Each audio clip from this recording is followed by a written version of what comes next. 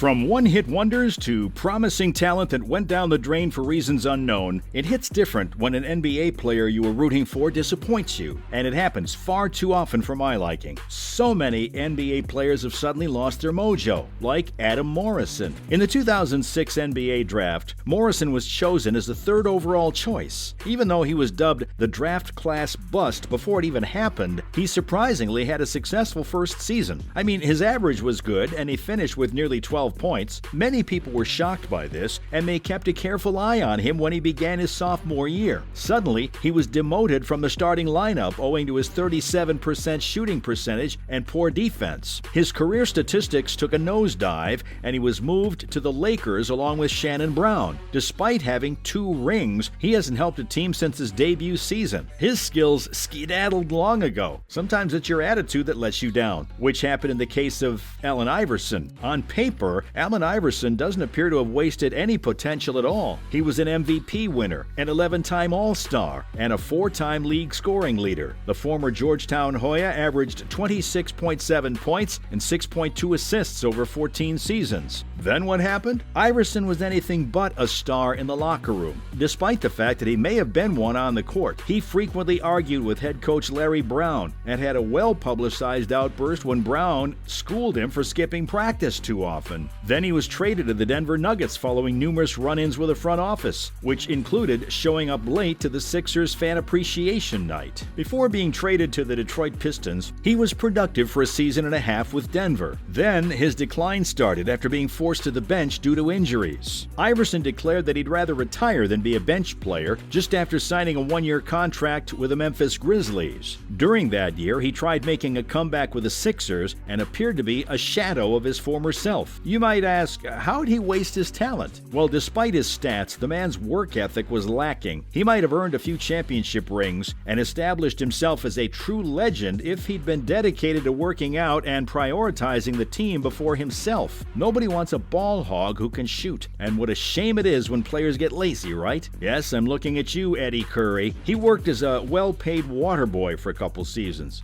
But you people remember when Eddie Curry used to be a good, youthful player who appeared destined to make an all-star team, right? The Chicago Bulls selected Eddie Curry with a 4th overall choice in 2001. He entered the league right out of high school, and by his second season was a pretty good player. He was playing so well by the time he was 22 that the New York Knicks negotiated a blockbuster deal to acquire him. Curry only averaged 5.3 rebounds and 0.7 blocks per game throughout the course of his career. But with the Knicks, he was so physically unfit that the only thing he really gave to the team was his expiring contract. And get this, despite earning over $68 million in his career, he notoriously went bankrupt. How? By doing things like purchasing an excessive number of automobiles, paying his chef $6,000 per month, and taking out a loan with an 85% interest rate. Eddie had the opportunity and skills. He and Andrew Bynum were similar in size and ability, so why wasn't he able to play at that level? It's simple. He got lazy after receiving a salary, a literal and figurative huge talent waster. Now, some players went down the wrong road. I'm referring to the destroyer, Joe Hammond. At the age of 19, NBA scouts from all over the country were interested in him, despite the fact that he'd never participated in high school or college basketball. On the Harlem playground in the late 1960s and early 70s, Hammond established himself. He was the highlight of the Rucker Tournament, a summer league made up of college All-American and professional athletes eager for playing time. Hammond, who was famous for his high-flying dunks, once made 82 in one game. He was chosen by the Los Angeles Lakers in the 1971 NBA draft, but guess what? Hammond declined a $50,000 contract and the opportunity to play in the NBA because he didn't want to leave the streets, where he was already making hundreds of thousands of dollars peddling drugs. Naturally, Hammond developed a drug addiction, and he lived on those same streets and going in and out of jail. Those who had the opportunity to watch him play will say with certainty that with his magic, he would have become an NBA superstar. Let's talk about one-hit wonders now, like Isaiah Ryder. Look at the confidence that he had. He declared that he'll win the slam dunk contest as soon as he was selected by the Minnesota Timberwolves as the 5th overall pick, and he did. He nailed the famous East Bay funk dunk and immediately asserted himself as a promising young player with the capacity to rouse the crowd. But after a strong rookie season, Ryder's statistics started to fall off. It was almost entirely due to several instances of poor behavior off the court, most notably when he was found guilty of fifth-degree assault against a female sports bar manager. Ryder experienced inconsistent stretches while playing for the Atlanta Hawks and Portland Trail Blazers. He was frequently told off for showing up late for practice and engaged in multiple drug-related issues. Then he spent a brief time with the Lakers, where, despite not playing in the playoffs, he won a championship ring in 2002. The obviously gifted Ryder was unable to translate his drug usage and criminal activity into performances on the floor, and that was the end of a promising one-hit wonder.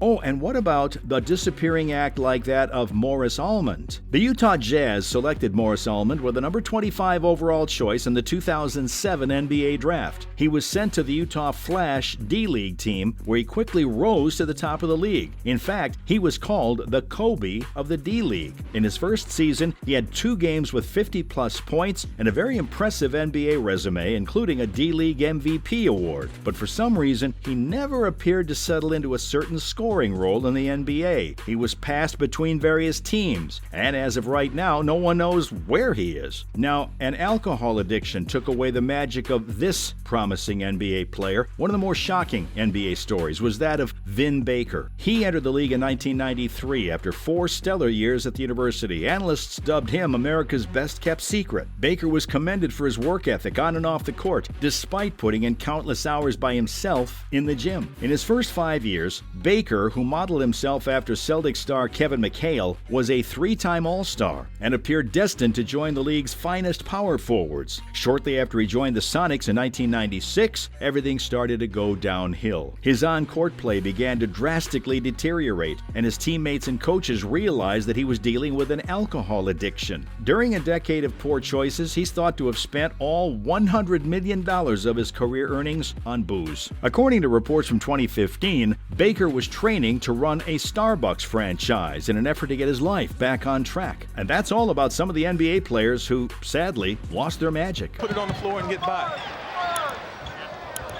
Oh, are you kidding me? Dribbles to the baseline. Anderson falls down. Ryder's left open. Jump shot, good! Oh, can you believe the move by Ryder? And Vin Baker, who leads the Nothing done. You know, he's got one dunk down. The 2 attempted. Now he can change his mind. that'll count it. That was big. Taking the ball off the floor. And this is something a little different. Foul for David Lee. Curry on the baseline. And one. Second free. Back to Eddie Curry. Here comes a double. Curry spinning, pivots, jump hook, and gets it. He realizes, okay, I got a guy wide open. He's looking at Anthony Carter, but then he hears the whistle and gets the ball up.